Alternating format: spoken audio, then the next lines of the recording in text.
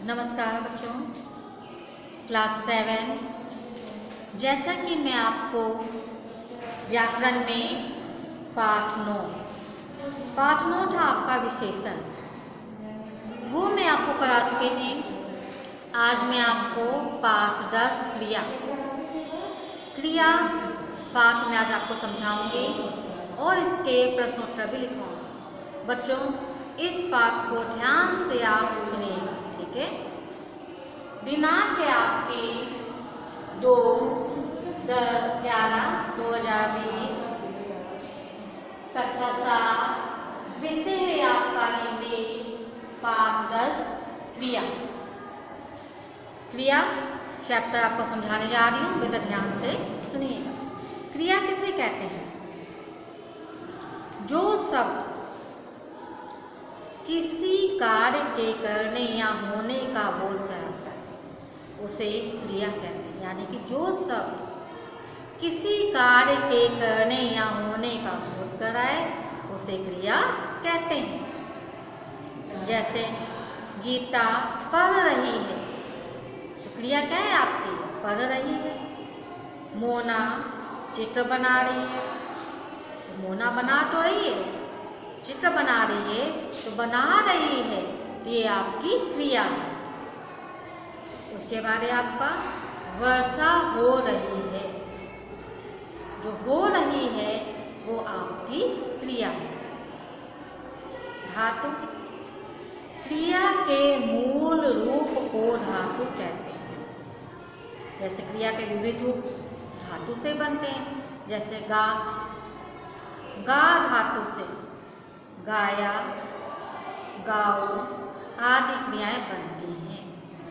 यानी कहने का मतलब है कि क्रिया के जो मूल रूप को धातु कहते हैं, जो क्रियाएं होती हैं वो धातु से ही बनती हैं। क्रिया का सामान्य रूप, मूल धातु में ना प्रत्यय के योग से क्रिया का सामान्य रूप बनता है। जैसे लिख धातु में ना प्रत्यय लगाकर क्या बन गया आपका? लिखना बन गया। ये क्रिया का सामान्य रूप है। ऐसे ही और उदाहरण से रो में अगर आप ना प्रत्यय लगा देंगे तो आपका बन जाएगा रोना। खा में अगर आप ना प्रत्यय लगा देंगे तो आपका बन जाएगा खाना। अब क्रिया के भेद दो आधार पर किए जाते हैं। पहला कर्म के आधार पर और दूसरा आपका प्रयोग के आधार पर। यानी क्रिया के दो भेद हैं, कर्म के आधार पर और दूसरा है आपका प्रयोग के आधार पर। कर्म के आधार पर भी क्रिया के दो भेद होते हैं। पहला अकर्मक क्रिया और दूसरी सकर्मक क्रिया। यानी कि कर्म के आधार पर क्रिया के दो भेद हैं, अकर्मक क्रिया और आपकी सकर्मक क्रिया। तो अकर्मक क्रिया है, इसमें है जिस क्रिया को अर्थ स्पष्ट करने के लिए कर्म की आवश्यकता नहीं होती है उसे अकर्मक क्रिया कहते हैं। यानी कि जिस क्रिया है, जैसे कोई क्रिया शब्द है, क्रिया है उसमें उसके अर्थ को स्पष्ट करने की आवश्यकता नहीं है, तो उसे कहेंगे अकर्मक क्रिया। जैसे अमित सो रहा है, अमित क्या कर रहा है? सो रहा है, उसकी क्रिया कौन सी है? अकर्मक क्रिया। दूसरा निखिल रो रहा है, रो रहा है निखिल, इसमें भी आपकी कौन सी क्रिया है? अकर्मक क्रिया। उसके बाद आपका है सकर्मक क्रिया। जिस क्रिया का अर्थ स्पष्ट करने के लिए कर्म की आवश्यकता होती है उसे सकर्मक क्रिया कहते हैं। जैसे आपका है अर्जुन गाना गा रहा है, तो गाना क्या है आपका? कर्म, गाने को गा रहा है, तो ये आपकी कौन सी क्रिया है? सकर्मक क्रिया है आपकी। कर्म के आधार पर सकर्मक क्रिया के भी दो भेद किए गए हैं। पहला एक कर्मक और दूसरा द्विकर्मक। एक कर्मक क्रिया जैसे जिस सकर्मक क्रिया के साथ एक कर्म आता है उसे एक कर्मक क्रिया कहते हैं। जैसे विजय चावल पसंद करता है, तो कर्म सकर्मक जो कर्म है क्या है आपका कर्म क्रिया, चावल को पसंद करता है। इसमें आपकी एक कर्मक क्रिया है, यानी कि विजय चावल को पसंद करता है। तो इसमें जैसे राधा गीत गाती है, तो इसका है राधा गीत को गाती है। तो गीत क्या है आपका एक कर्मक क्रिया, यानी कि वो एक समय में एक क्रिया कर रही है। दूसरी है आपकी द्विकर्मक क्रिया। जिस सकर्मक क्रिया के साथ एक से अधिक कर्म आते हैं उन्हें द्विकर्मक क्रिया कहते हैं। जैसे यहाँ पर आपका है गीता ने रोहन को मिठाई दी। मुख्य कर्म क्या है आपका मिठाई को दिया, और गौण कर्म क्या है आपका रोहन को दिया। रोहन को इसमें भी आपका कर्म है, मिठाई को दिया इसमें भी आपका, यानी कि इसमें दो कर्मक है, इसलिए इसे द्विकर्मक क्रिया कहते हैं। प्रयोग के आधार पर क्रिया का निम्नलिखित भेद होते हैं। पहला है सामान्य क्रिया, दूसरा संयुक्त क्रिया, तीसरा नाम धातु क्रिया, चौथा प्रेरणार्थक क्रिया, पांचवा है पूर्वकारी क्रिया। सामान्य क्रिया है आपकी एक ही मूल धातु से बने क्रियापदों को सामान्य क्रियाएं कहते हैं। जैसे किशन ने फुटबॉल खेला, खेला तो क्या है आपकी ये आपकी सामान्य क्रिया।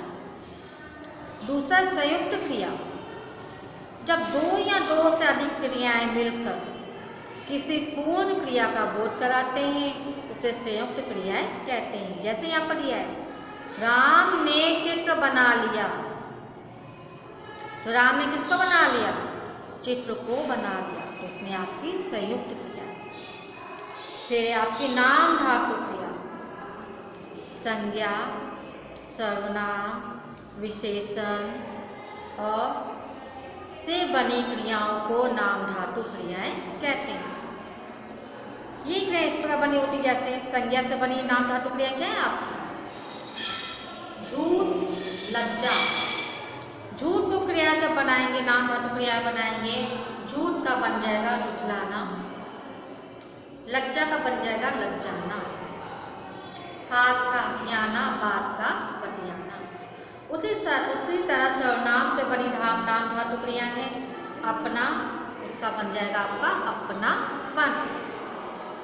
इसी तरह विशेषण और अनुकरणीय वाचक शब्दों से बने भी नाम धातु क्रियाएं हैं। चौथा प्रेरणार्थक क्रिया, जिन क्रियाओं को कर्ता स्वयं न करके किसी दूसरे को करने के लिए प्रेरित करता है उसे प्रेरणार्थक क्रिया कहते हैं। जैसे मालिक नौकर से चाय बनवा रहा है, तो मालिक क्या है अपने लिए चाय बना रहा है, पर स्वयं ना बनाकर वह नौकर से चाय बनवा रहा है, इसमें क्या है आपकी प्रेरणार्थक क्रिया है। पांचवा है पूर्वकारी क्रिया, जो क्रिया मुख्य क्रिया से पहले आती है उसे पूर्वकारी क्रिया कहते हैं। जैसे यहाँ पर वह खाकर पढ़ता है, तो पढ़ तो रहा है, तो उससे पहले क्रिया क्या की उसने खाया, यानी उसने पहले खाना खाया उसके बाद उसने पढ़ाई की। ठीक है, तो बच्चों ये था आपका क्रिया जो मैंने आपको समझाया है। इसके मैं आपको एक या दो प्रश्न आपको दिखा देती हूँ जो आपको अपनी फेल कापी में करना है। पहला प्रश्न है इसका आपका, क्रिया किसे कहते हैं उदाहरण सहित लिखिए। क्रिया किसे कहते हैं उदाहरण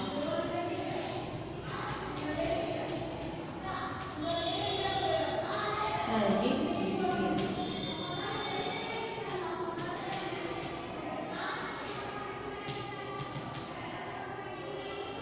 तो इसका आंसर है आपका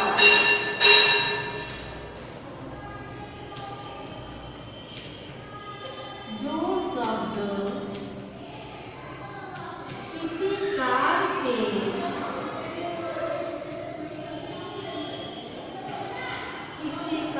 के करने या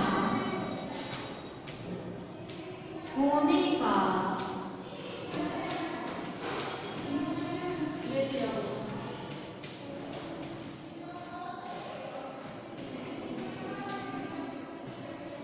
बोध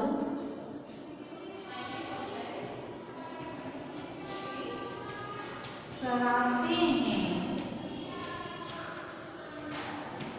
उन्हें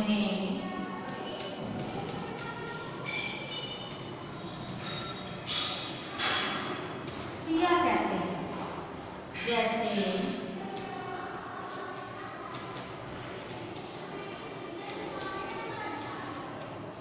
गीता,